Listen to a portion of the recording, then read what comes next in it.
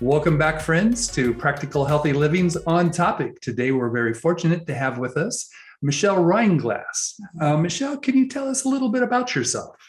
Hello, Alan. Thank you so much for having me here. I appreciate it. So I am a reformed lawyer turned mediator after having a long career as a lawyer. And I'm also an author, a co-author of one book, and I have my own book that is coming out soon. So I'm a pending author on that, and also a speaker. So that's a little summary.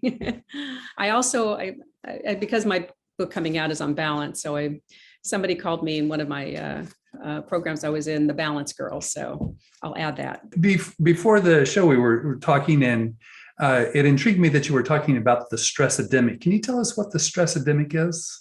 Yes, that is actually a word I coined, but I think it fits perfectly as this pandemic seems to be dissipating. Well, except for maybe the variants and things like that. But we've had this stress epidemic for much longer, and there's no vaccine for it. It's something that has been affecting everybody in droves. And what it's doing is it's been causing people to feel this, to experience stress in physically, mentally, and emotionally. And it's really right now in epic proportions. So that's why I call it a stress epidemic. Tell me, Michelle, what led to your interest in the field of balance? It was actually being imbalanced or unbalanced in my own life. And my whole family was very busy all the time. And so that was sort of an environment that felt natural to me. When you cross the threshold and become an unhealthy unbalance, I don't know that people necessarily recognize it as such. I certainly did not. I just knew it didn't feel right. And as a result, I kept trying to figure out ways to feel better. And so I started studying Louise Hay. She was my first guru in personal development book. She wrote on balance. And so I learned about meditation and affirmations and all sorts of, wonderful ideas from her, and thought that that was my magic key, but it still wasn't feeling like I was balanced. And it seemed like I just kept being busier and busier, and I didn't know where everything was coming from. And how did this happen to me? That's how we think about these things. So it was that plopped me onto the journey, which ultimately led to recognizing the need for people to be in balance. And so that was the beginning stages. Okay, great. What are some simple steps that people can take to begin a new lifestyle in balance? There are a number of things that people could do, and I'd like to recommend, for starters, the 4 M's. The most important thing about balance is there's a phrase that how you do one thing is how you do everything, or how you do anything is how you do everything. And that's pretty much a truism when you start looking at your life. If you're imbalanced, you're going to have imbalance in just about every part of your life. So it brings me back to, if I were to recommend things to get you completely unbalanced, in balance, you'd feel overwhelmed. And so, like with anything else, we've developed habits that have created the situation we're in now. And so it's not so much unlearning habits, it's learning different habits. And so I recommend them in bite-sized stages. So I have the 4 M's I like to recommend. So the first one is having the motivation to want to do something different. Like I was mentioning in my life, I knew I wasn't really happy. I was happy, I had joy, but I wasn't quite at ease. And I couldn't figure out why. So that was my motivation. I wanted to figure out, how do I get to that stage? I don't even know what I'm looking for, but you're motivated. The second one, which really is, in so many ways is really the first, but I think it needs to come second in this particular answer. And that's mindset. I always say everything starts and ends with mindset, because our mindset is everything, and it controls everything. And it basically, it's in control of our lives. It can be if we let it be. And most of the time we do. So getting into the right mindset, then what starts happening is you start learning to change your thoughts. You start learning to be aware of your thoughts. That's what I call conscious mindset. Being aware of how we're thinking about ourselves. How many times, it's too much to get into this, but I'll just dive into one part. I like to talk about rituals. But when you get up in the morning, and what are the first things you do? And I always start with gratitude. But what's another thing we do? A lot of people walk into the bathroom. They either have to go to the bathroom, or they're going to brush their teeth, or what are they going to do? They look in the mirror and we denigrate ourselves. most of the time. So those are negative thoughts that are actually impacting us, physically and mentally. And so it's the mindset is just so important. So being conscious of what your thoughts are is really important in terms of that. So we've got motivation, we've got mindset. Another way of clearing our minds. We have clutter in our heads. Yeah, there's a whole bunch of dust and cobwebs and all sorts of stuff like that. And so if we don't clear it out, there's no room for new ideas. There's no room for new thoughts. There's no room for anything. And so what happens is when there are ideas or there's things that we need to be thinking about, it's kind of squeezing itself into that head. And so that's where meditation comes in. And I know some people groan at the thought of it. They say, I tried it. I get, monkey mind and, I can't stop my thoughts. Well, welcome to the club, because that is everybody. Everybody has that kind of mind stuff going on. But the main thing is just getting still and setting aside actual time that is for you to be quiet.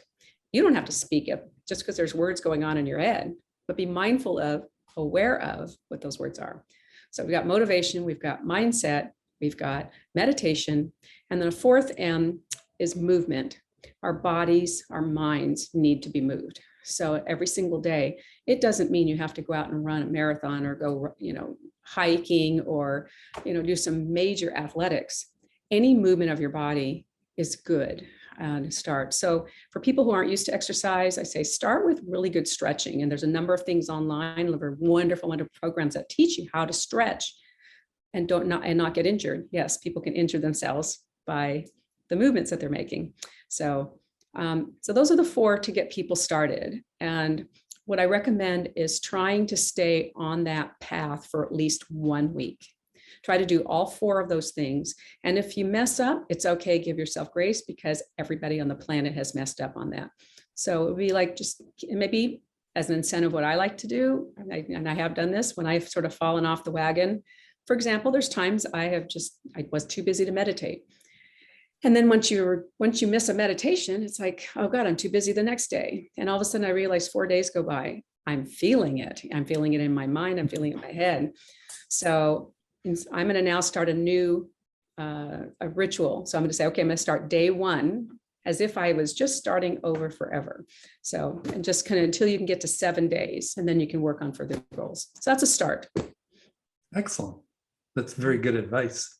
Do you find that when you do get off track, it's as the result of some stressful situation that's come up and derails you? It usually is. Everybody's schedule, that comes back to what I was just mentioning, is rituals. Our schedules are busy. Everyone's busy. We're much busier than we ever were, 10 years ago, and then maybe even more than 30 years ago, in different lifestyles. And while everybody says that all of these wonderful technologies and social media things are great conveniences, I think they have expanded and exploded our busyness to. They have a dark side. Absolutely, absolutely have a dark side. And so getting to that point, you just kind of go, I don't have time. Stop right there. And this is what all of us have to take stock of. There isn't an unguilty person that I know, unless they've never touched social media, unless they don't have a cell phone, unless they never watch TV. But what happens is, if people think about what they do for a day, just one day, they'd be shocked at how many hours we're scrolling through the phone, scrolling through your Facebook or your Instagram, gabbing on the phone. That's a good thing. But if you're doing that all day long, how much time is spent on watching television? Now, so that's the type of thing, is if in fact there is 5, 10, 15, 20 minutes found in any one of those things, you've got time to meditate. What's really happening is it's not being prioritized. And the reason it's not being prioritized is because it's not something that's ingrained in you yet. And you don't really know what the benefits are. I just got started on this. It's after you start doing it, and then when you miss a day, you'll feel it. And I feel it's kind of like being bloated, because I'll notice that I'm less creative. I'm stuck kind of in a wheel of thoughts, meaning I might be ruminating more on something that wasn't as pleasant as I would have liked it to be, instead of, okay, move on. You messed up, move on. No, I'm ruminating on it. Now I want to persist on it. Nothing good's coming into my head. It doesn't have space because I'm clouded up there. So that's why I recommend at least a week. It takes longer than that to develop a habit. I'm not saying develop a habit yet. I'm just saying try to get into a flow and see how that works. We have to pause here for a break, but we'll be right back with Michelle Reinglass. Please stand by.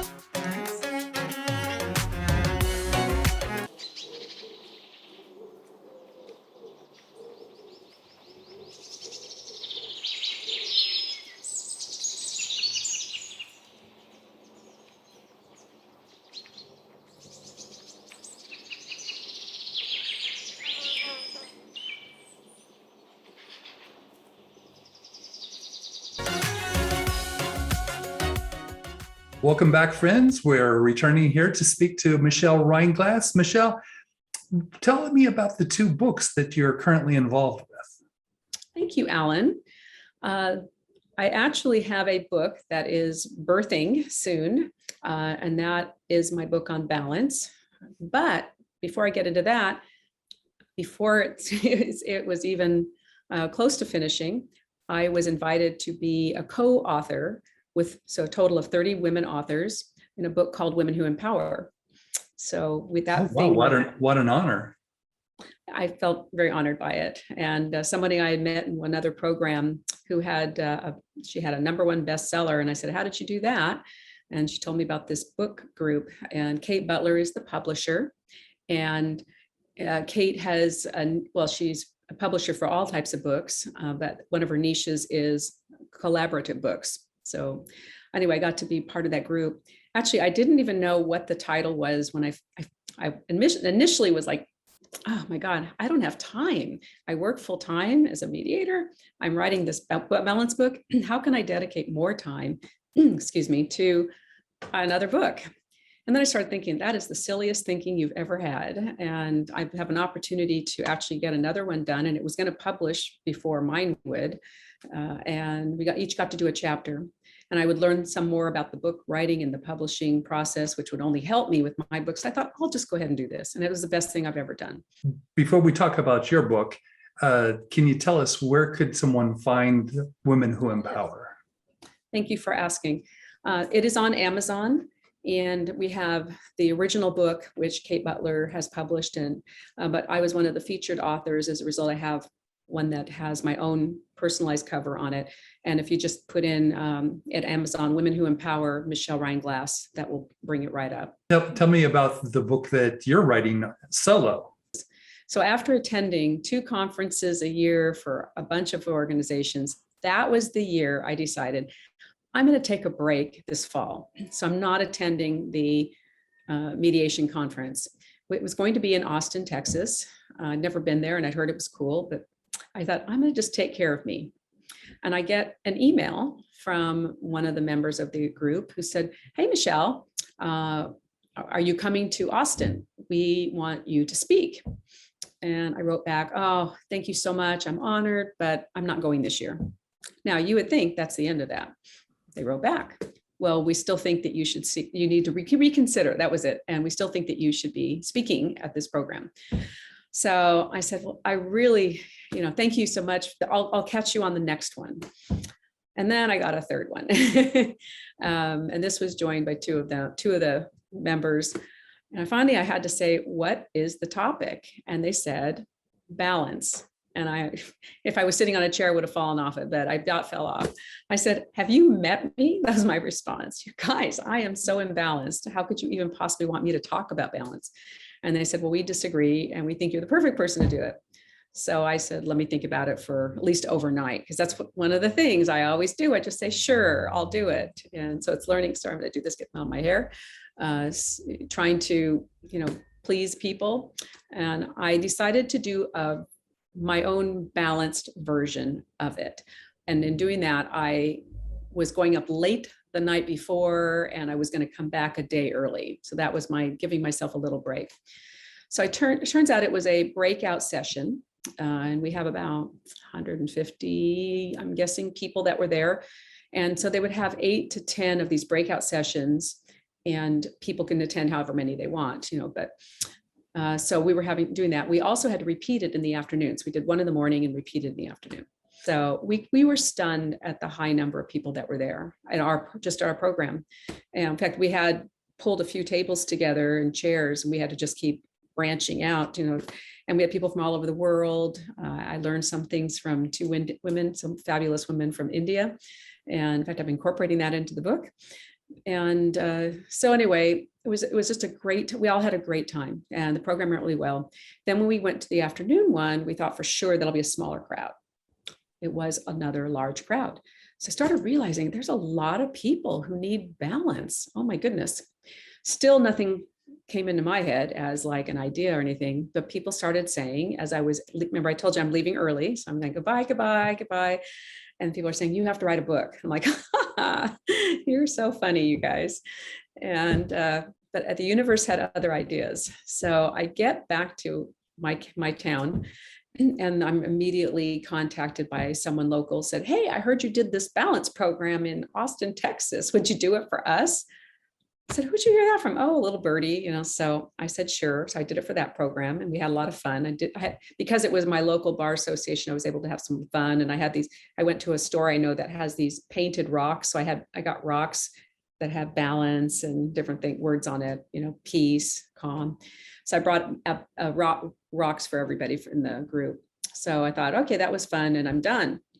Then I got asked to speak for a federal court. I went, okay, sure. That was a little more stodgy and a little more everybody in suits. And in fact, when I have people stand up to join in things, they're like, really? We have to do stuff? So it's a different crowd. Balance if it pleases the court. Please, exactly. So, and then I was asked by someone else. And so it just sort of mushroomed.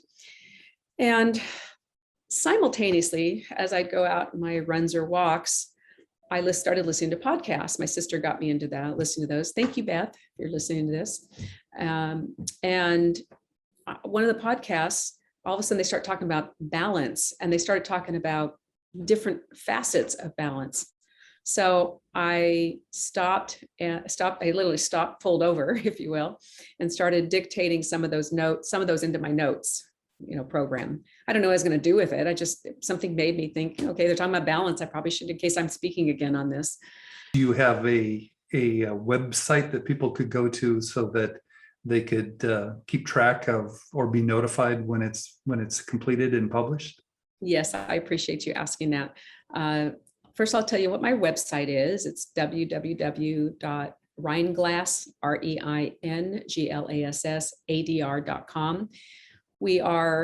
it's in revamp mode, so it still has everything in it. But when you come in, there is a place you can put your name and your email address, and then we will notify you. This gives you two things. We'll notify you when the book is ready to launch. And if people want to be part of the launch party and the launch team, I'll be soliciting those. But also just to get notified about the status of the book.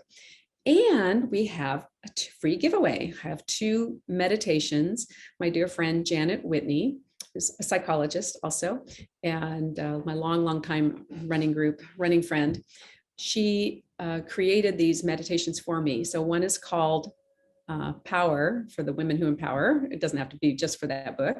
And she created one on balance. So we have for my balance book. So people can download those for free. So just putting in their name and their email address, and then we will put them on a list just to notify about the book. And if they're interested in knowing more when it's ready, I'd love it. If they're not, I'm not offended. Well, that's fabulous. The title of my balance book is How to Break Free from Addiction to Busy. So, what an appropriate title for these days. Yep, it was eye-opening when I finally realized what the underpinnings were of my being out of balance. It only took me 2 autoimmune conditions and a green smoothie spill, slip and fall, concussion to wake me up that all the things I was doing were not enough, because I kept carrying my same baggage with me everywhere I went. I transformed from being a lawyer to a mediator, telling everybody I have plenty of time now for everybody. And couldn't figure out why I don't have time. Why am I so busy? Did those events happen before or after people were asking you to do things on balance? I would say those are things that have been happening probably my whole life, and or at least my adult life. And as I said, we were a busy household with my family. We just all had tasks all the time. But I guess more to the point, was I became a lawyer, started realizing we were very much disrespected by a number of people, shall we say. Women were not recognized. We were small in numbers.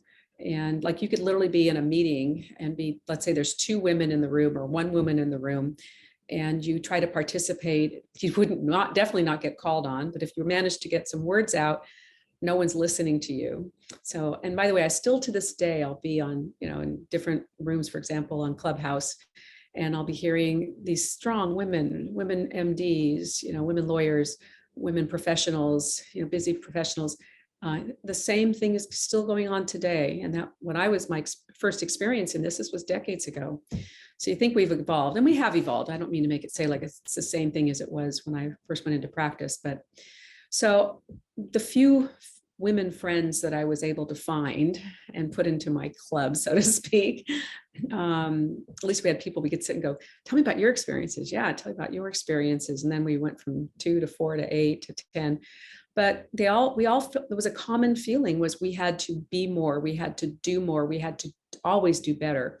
So whereas there were people who'd walk into court and, again, by the way, I don't mean to demean any gender, sex, or whatever, but men could get away with, oh, I forgot to send that to you, Judge. I'll get that over to you. But a woman would be frowned on, and it was like you felt it. You felt like, okay, she's a woman. So I think we all sort of felt we were part of. We had to take one for the other, so to speak. So it's not just doing it for your own respect; it's doing it for the respect of all women, and that's how we felt. And I realized my piling on for myself, at least piling all those things on, created this burden, this overload that I was carrying. So I can actually visualize baggage, carrying with me from life to life, from being a lawyer to a mediator. And why am I doing this? And I realized how long it took me a while to accept this, because I don't think any of us ever like to accept our dark sides. But it took me a while to realize I was pretty much masking myself, and under this busyness, I'm busy, so therefore I'm productive, and therefore I'm successful, or so masking behind what appears to be a put together, have it together person, feeling completely like I'm twirling plates all the time. So isn't it interesting how God or the universe conspires for the person who needs to know about balance, knowing that the best way to teach you balance is to have you teach others balance? So exactly true. And I can't remember, I just read this recently. It was a statement that somebody said that people end up learning about themselves, and that's what makes them right. So, or they have a need to learn about themselves, and that's what makes them right. I'm thinking, interesting. And then another phrase I'd read a long time ago was, people write about the things they need to learn. Absolutely. Well, I want to thank you for joining us today. We've run out of time here, but we'd like to have you come back when your book is published, and perhaps we can talk some more, carry this discussion on further. Oh, you're so kind. I'd love to. Thank you so much. Thank you. It's an honor to be on your show. So thank you. Thank you, Michelle.